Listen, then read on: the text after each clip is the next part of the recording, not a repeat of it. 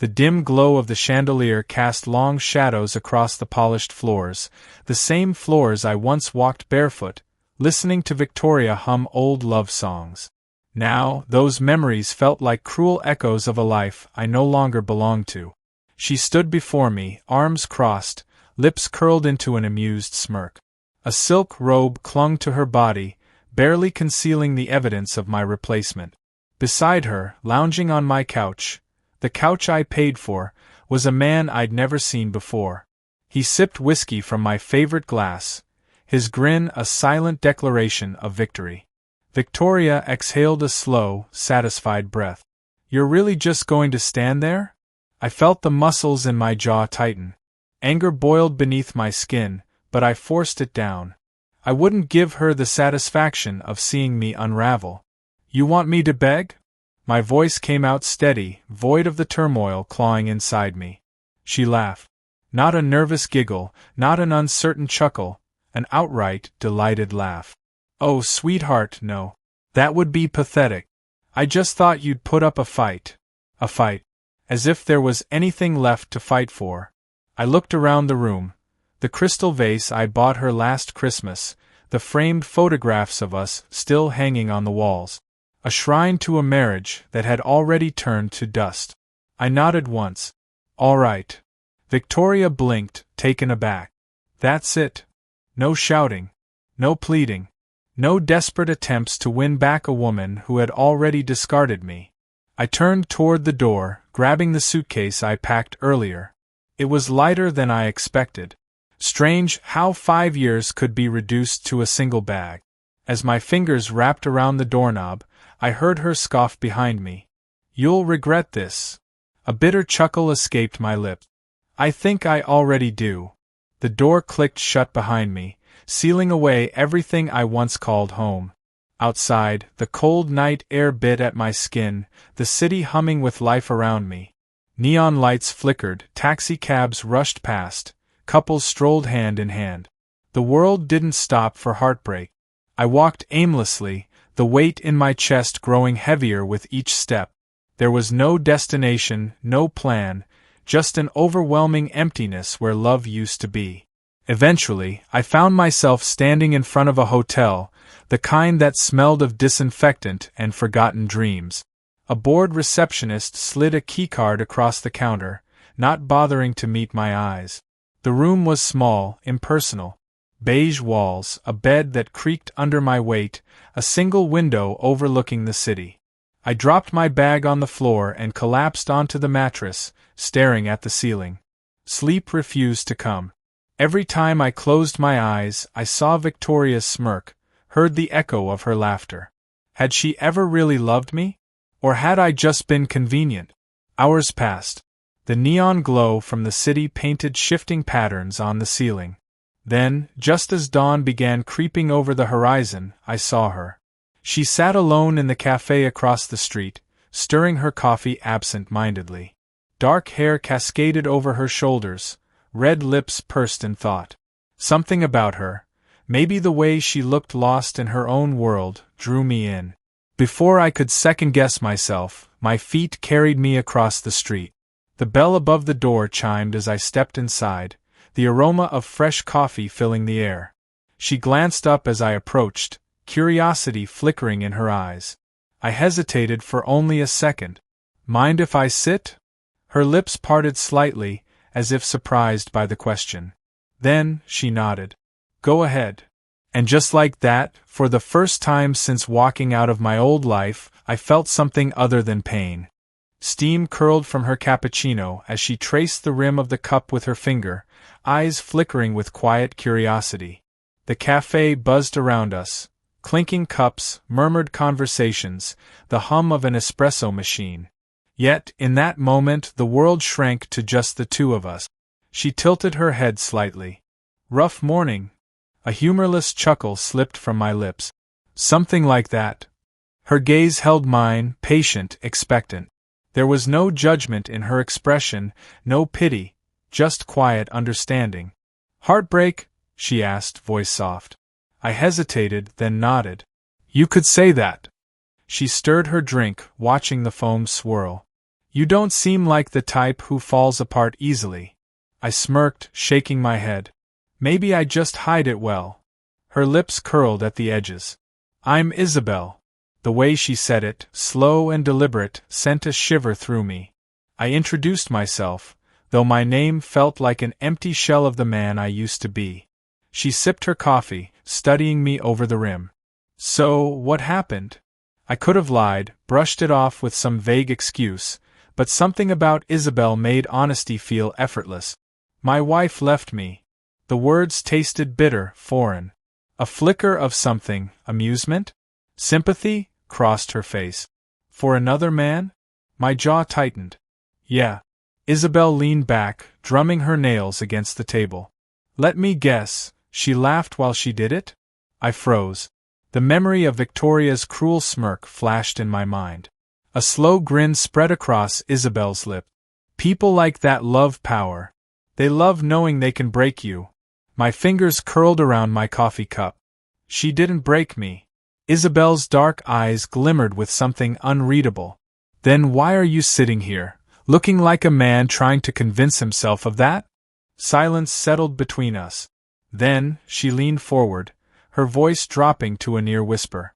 Want to forget about her for a little while? I exhaled slowly, considering the weight of her question. What do you have in mind? She smirked, standing up. Come with me. I followed her out of the cafe, into the city's pulsing heartbeat. Rain had begun to fall, soft and steady, painting the streets in shimmering reflections of neon lights.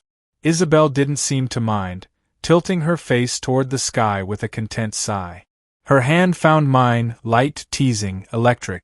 My body responded instinctively, a forgotten hunger stirring beneath my skin. We wandered through the streets, laughter spilling between us like whispered secrets. Isabel's presence was intoxicating, pulling me away from the wreckage of my past with every step. Eventually, we stopped beneath an old stone bridge, shadows wrapping around us like a lover's embrace. The air smelled of damp earth and distant rain. She turned to me, eyes flickering between my lips and my gaze. This is the part where you decide, she murmured. My heart pounded. I should have stepped back, reminded myself that chasing fleeting comfort wouldn't heal the wounds Victoria left behind. But logic had no place here. Isabel's fingers trailed up my arm, sending fire through my veins. My resolve cracked, crumbling under the weight of temptation. Then I kissed her. Her lips were warm, urgent, pulling me into something raw and consuming. She melted against me, fingers twisting into my hair, pressing closer as if she could erase every piece of my past with a single touch. Desire roared through me, drowning out every thought except the feel of her body against mine. Victoria had thrown me away like I was nothing. Tonight, I'd prove that I wasn't.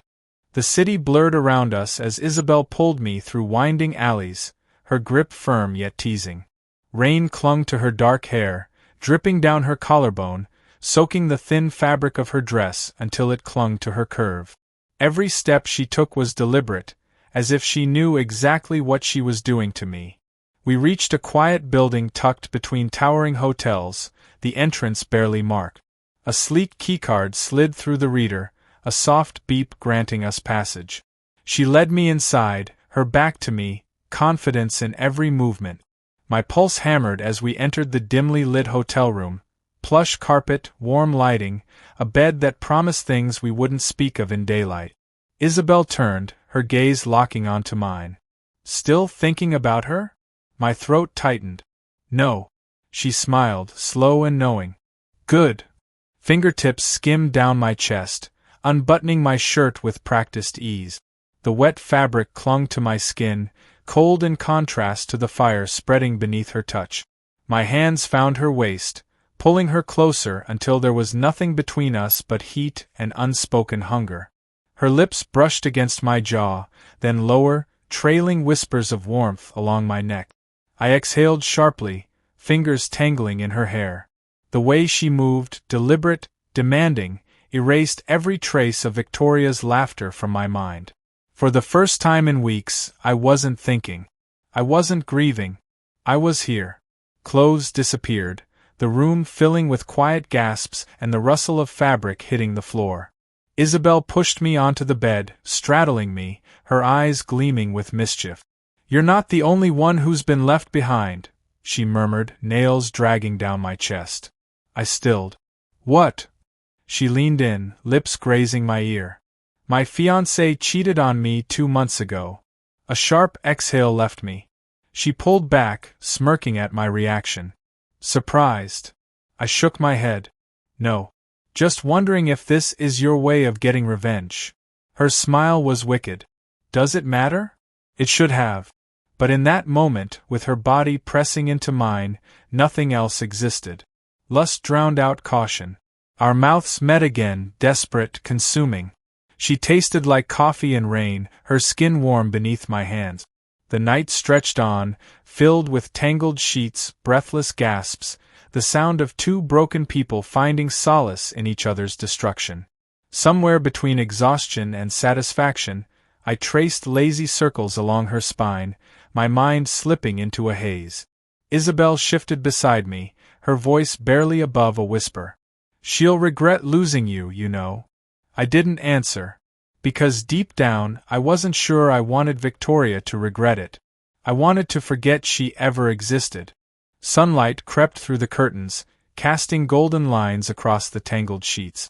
The weight of Isabel's body rested against mine, her breathing soft and steady. For a moment, I let myself believe that the night had rewritten my past, that I had burned away every memory of Victoria in Isabel's touch. But morning had a way of unraveling illusions. I stared at the ceiling, my thoughts creeping back to the woman who had thrown me away. Victoria's laughter still echoed in my mind, the cruel amusement in her eyes as she told me to leave. Even now, after everything, she haunted me. Beside me, Isabel stirred. A lazy hum left her lips as she stretched, dark hair spilling over the pillow. "You're awake." I turned to her, studying the way sunlight kissed her skin. "Couldn't sleep much." She propped herself on one elbow, watching me with unreadable eyes. "Thinking about her?" I hesitated. Lying to her now would be pointless. "A little." Isabel smirked, though there was something softer behind it. "I'd be worried if you weren't." She sat up, pulling the sheets around her body as she reached for a cigarette from the nightstand. The flick of her lighter echoed in the quiet room. Smoke curled around her lips as she exhaled, gaze fixed on the city outside. "Do you regret it?" she asked, voice casual, but I could hear the weight behind the words. I studied her, the way she held herself, confident yet guarded. We were both running from something, drowning our pain in the comfort of each other's bodies. "No," I said finally. "But I don't think this fixes anything." Isabel chuckled, shaking her head. "It never does." For a while, we sat in silence, the city murmuring beyond the window. Then, she turned to me, eyes sharp with something unreadable. "What now?" I exhaled slowly, running a hand through my hair. "I don't know." She smirked. "That's the right answer." I watched as she slid out of bed, the sheet slipping from her shoulders as she walked toward the bathroom. Even now, she moved with the same quiet confidence, like she had already made peace with the fact that we were nothing more than a momentary escape. Maybe that was what I needed, someone who wouldn't ask for more than I could give. As the shower turned on, I reached for my phone, staring at the screen. A single missed call from an unknown number. For a second, I considered calling back. Maybe it was nothing. Maybe it was Victoria. Maybe it didn't matter. I put the phone down, pulled on my clothes, and glanced at the bathroom door. Steam curled from beneath it, the sound of water muffling Isabel's movements.